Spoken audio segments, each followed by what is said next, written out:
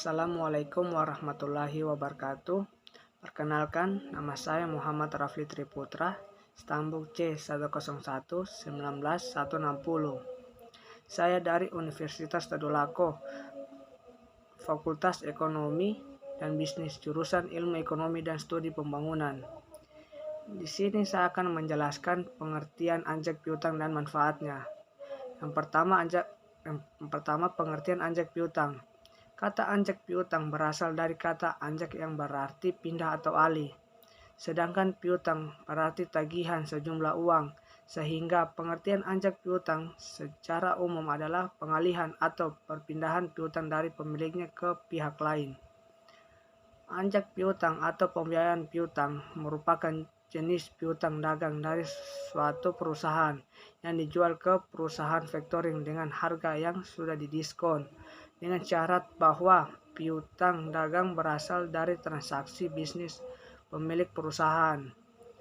Anjak piutang dapat diartikan sebagai transaksi keuangan saat perusahaan menjual piutangnya, seperti tagihan dengan memberi diskon.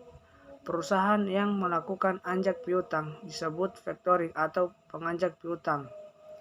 Penganjak piutang adalah pihak yang kegiatannya membeli piutang pihak lain dengan menanggung risiko tak terbayar utang. Lebih singkatnya, anjak piutang adalah kegiatan pembiayaan piutang usaha dengan menjual atau menggadaikan piutang usaha sebagai jaminan untuk mendapatkan tambahan modal atau pinjaman.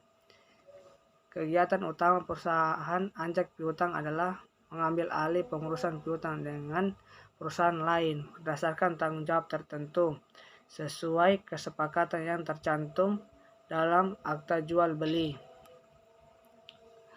Anjak piutang sebagaimana yang didefinisikan dalam peraturan yang berlaku adalah kegiatan pembiayaan dalam bentuk pembelian atau pengalihan serta pengurusan piutang atau tagihan jangka pendek suatu perusahaan dari transaksi perdagangan dalam negeri ataupun transaksi perdagangan luar negeri.